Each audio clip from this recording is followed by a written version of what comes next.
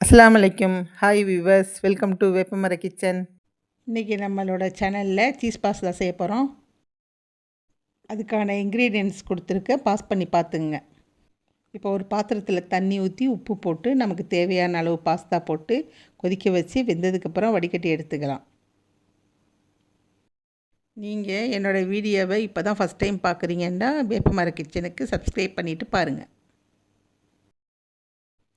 ஒரு பாத்திரத்தில் பட்டர் போட்டிருக்கேன்னா நீங்கள் கீயாவது எண்ணெயாவது ஊற்றி கட் பண்ணி வச்சுக்கிற காய்கறி போட்டு லேசாக வதக்கி இன்னொரு பாத்திரத்தில் மாற்றி எடுத்துக்கலாம்.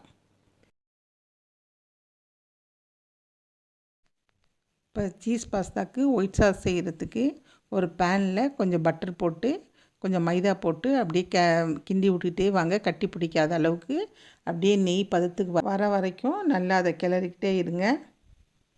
இப்போ காய்ச்சின பாலை 2 to 2 டம்ளர் ஊற்றி நல்லா கிளறிக்கிங்க. நல்லா கட்டி இல்லாமல் கிளறிக்கிட்டே இருங்க. பாலும் மைதாவும் ஸ்மூத்தான பதத்துக்கு வந்ததோட சீஸை ஆட் பண்ணிக்கலாம். இது முக்கியமான டாஸ்க்கு. கெட்டி விடாமல் நல்லா ஸ்மூத்தாக க்ரீம் பதத்துக்கு வரணும். அதுக்கு நம்ம விடாமல் நல்லா கிண்டிக்கிட்டே இருக்கணும். இப்போ க்ரீம் பதத்துக்கு நல்லா திக்காக வந்துருச்சு. இப்போ வதக்கி வச்சுக்கிற வெஜிடபிள்ஸை நம்ம ரெடி பண்ணிக்கிற சாஸோடு சேர்த்து கிளறலாம். இப்போ நம்ம வேக வச்சிருந்த பாஸ்தாவையும் அது கூட சேர்த்து நல்லா கிளறிக்கலாம். இப்போ கொஞ்சம் சால்ட்டு,